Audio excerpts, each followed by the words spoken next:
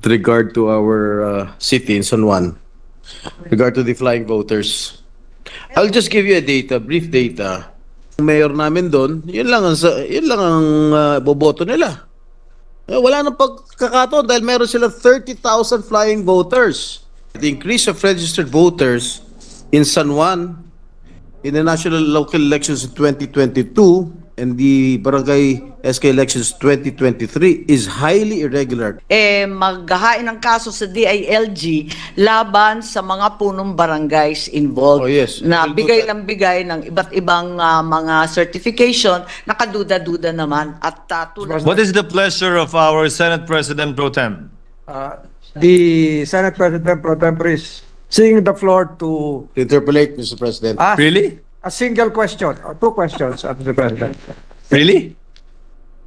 Local Senate questions. President Pro Tem, Senator Estrada is recognized. You may proceed, sir. Thank you, Mr. President. Mr.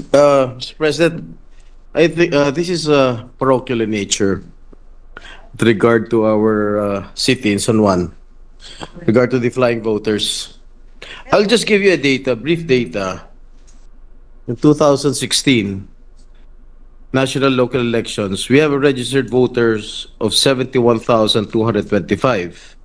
In 2019, national local elections, it increased to 16.50%, naging 82,977.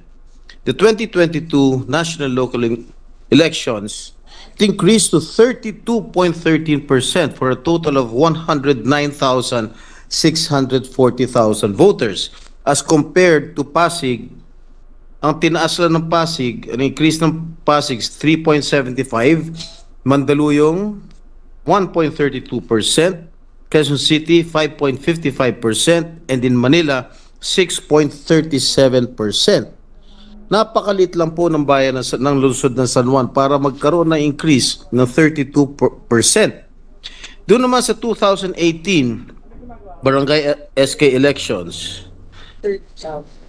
ang registered voters po namin ay 75,037. Sa 2023 BSKE elections, it jumped to 106,823, an increase of 42.36% as compared to Pasig 9.95%, Mandaluyong 5.5%, Quezon City 14.91%, and Manila 15.86%. Bakit po ganun? This is I think for me this is highly irregular. The increase of registered voters in San Juan in the national local elections in 2022 and the barangay SK elections 2023 is highly irregular compared to the other LGUs and the national registered voters. What can we do about this, Madam Sponsor? Yes, thank you very much, Senator and Mr. President. As in the Makati case, the COMELEC decries the fact that despite the very apparent ballooning of the number of voters way past the average, the problem was that no one filed a petition for exclusion of these newly registered or transferred voters. As a result, the COMELEC could not on its own remove them from the lists.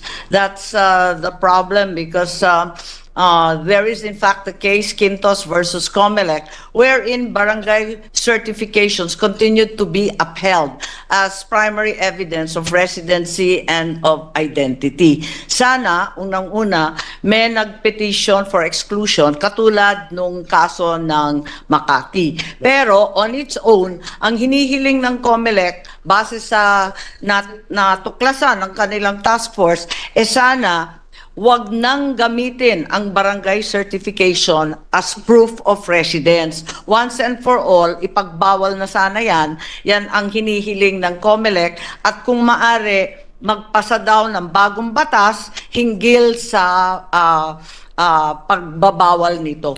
It is likewise the understanding of the chair that the COMELEC put up a task force precisely to look into this, not only for Makati but wherever this may have occurred. Would that be correct?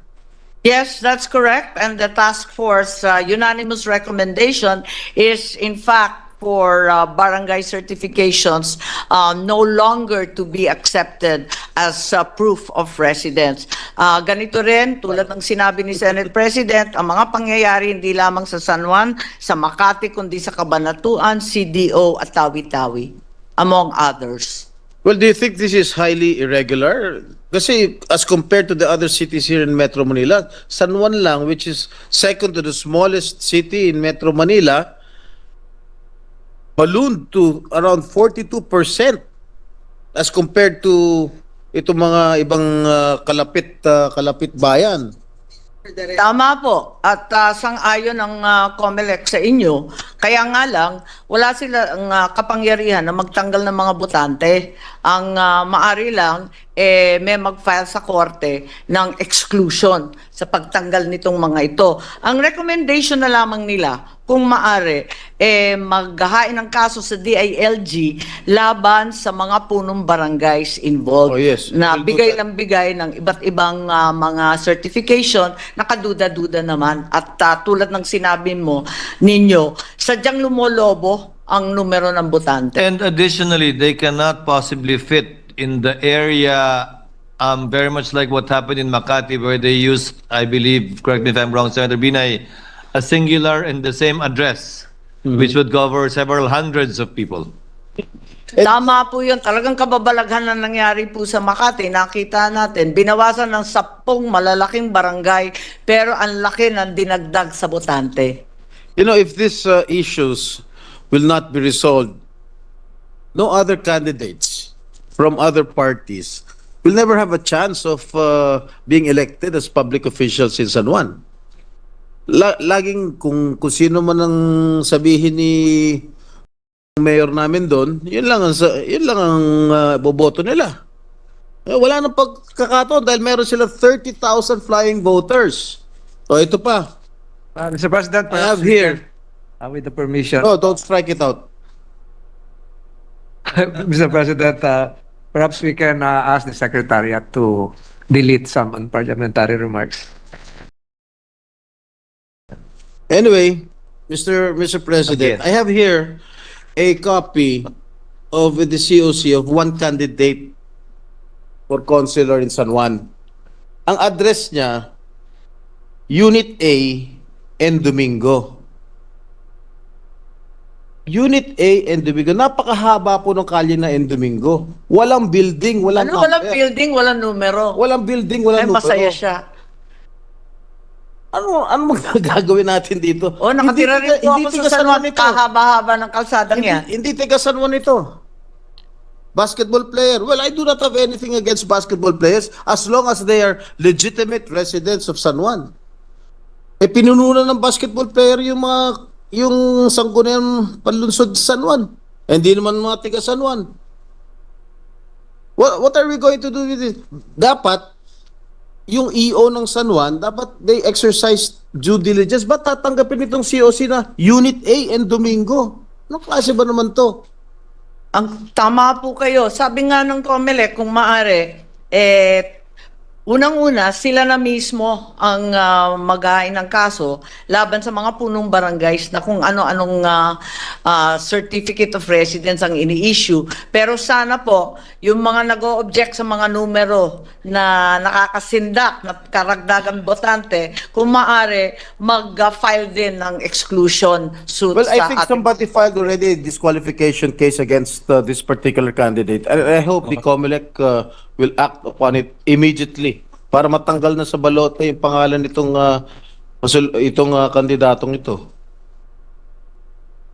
The understanding of the commission is that it's not a disqualification of a single candidate that has been filed or has reached them, but rather the annulment of the entire list of voters of the city of San No, Juan. I think they have to check. I think somebody already filed a disqualification case No, for the candidate, non-resident. distinguished sponsor, not the list, for the candidate.